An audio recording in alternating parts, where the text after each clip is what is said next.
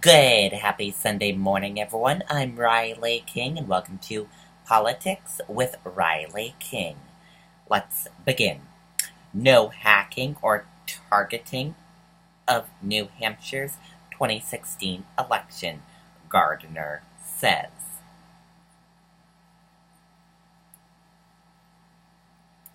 Secretary of State says New Hampshire not among 21 targeted states conducted by federal officials regarding hacking.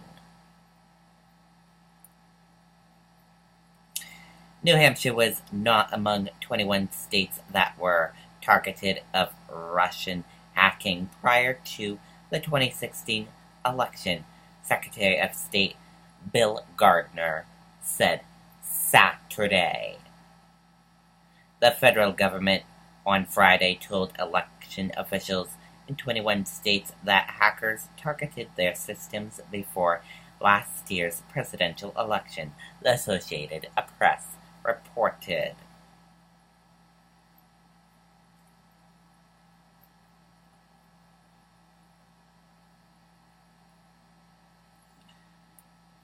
For credit agencies, you are the commodity, not the customer. Let's take a listen to this video from Matter of Fact, Sola O'Brien.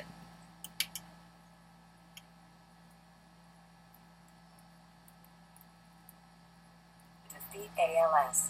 And Lake Sunapee Bank is proud to sponsor the Manchester, New Hampshire Walk to Defeat ALS on Saturday, October 7th. Whether you walk for family, friends, or neighbors, you'll help fight this serious disease. We hope you'll join us as we come together to support those facing the challenges of ALS. We'll be with you every step of the way. For more information, visit us online at lakesunbank.com.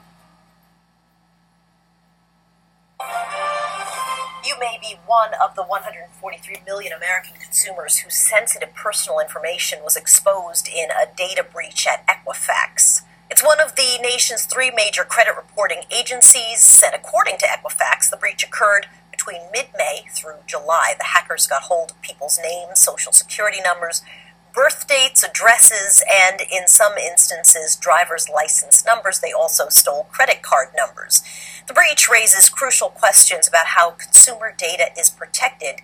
Chi-Chi Wu worked in the Massachusetts Attorney General's office, is now with the National Consumer Law Center, a consumer advocacy group, and she joins us from Boston today. It's so nice to see you. Thanks for talking with us. If you think you might be among the 143 million people whose data has been compromised, what should you do right now?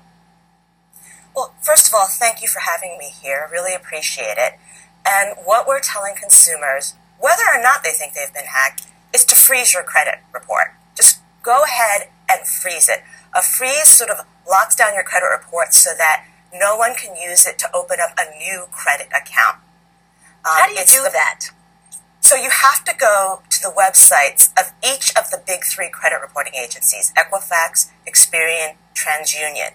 You have to do all 3 because if your information is out there and you may be the victim of identity theft, they could use your Experian report or your TransUnion report in addition to your Equifax report to try to open up new credit. So you want to freeze it at all 3. You have to go to their website. You have to go to the webpage for security freeze.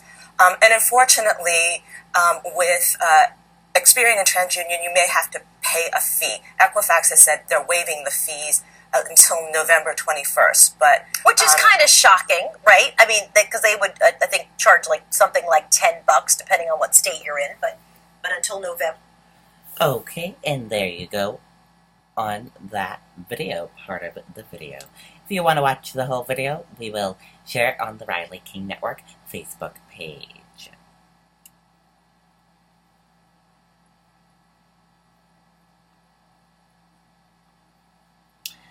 Millennials will get their say in New Hampshire.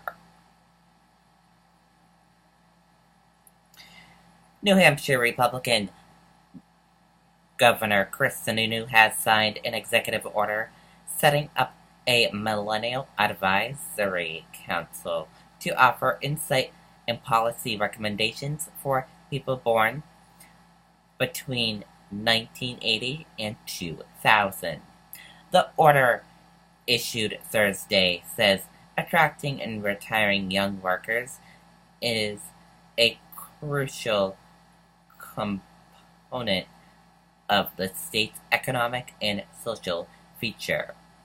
It says young New Hampshire workers face a variety of challenges, including affordable housing, student loan, debit, and health care, and are unprecedented in the state legislature. Sununu said input from young workers is needed. The council would meet at least once a month and issue an annual report.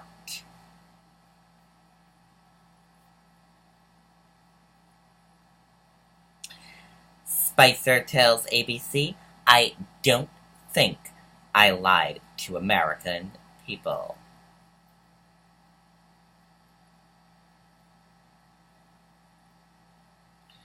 Former White House Press Secretary Sean Spicer acknowledged that he's made mistakes, but says that for those who want some blank apology, that's not happening. When asked if he had ever lied to American people, Spicer responded, "I don't think so." Spicer ABC interview touched on some of the most notable moments during his short tenure as President Donald Trump's spokesman, including his first appearance in the White House briefing room when he read a statement to the press about the size of crowd at the inauguration. His comments sparked wide criticism after the photo later emerged online that contacted him.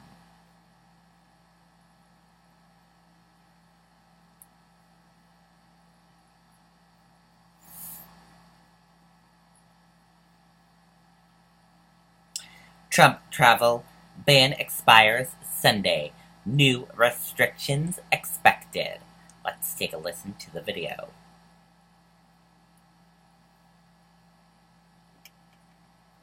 To share some of my favorite tips on how to pick the right size rug. I always say it's better to go bigger than too small.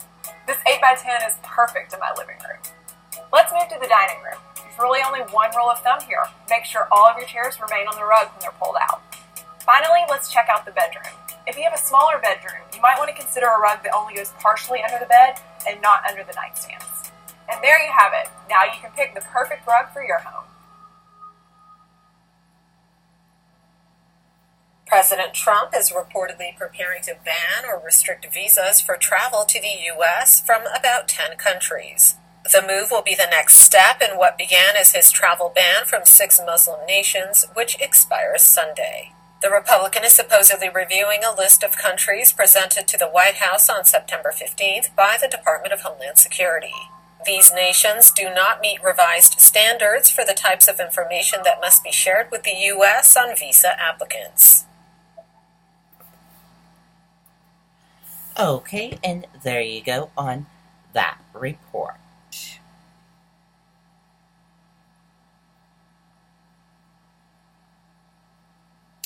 Trump, seen by most in U.S. as doing more to divide than unite the country.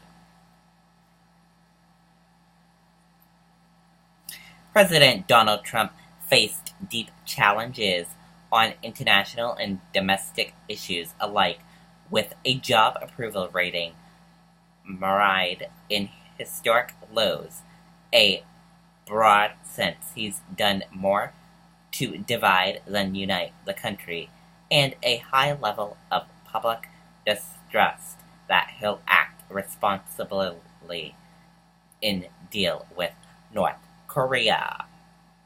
And that did it for Politics with Riley King right here on the Riley King Network. I hope you all enjoyed this edition of Politics with Riley King, and I'll be back here next Sunday for another edition of Politics with Riley King.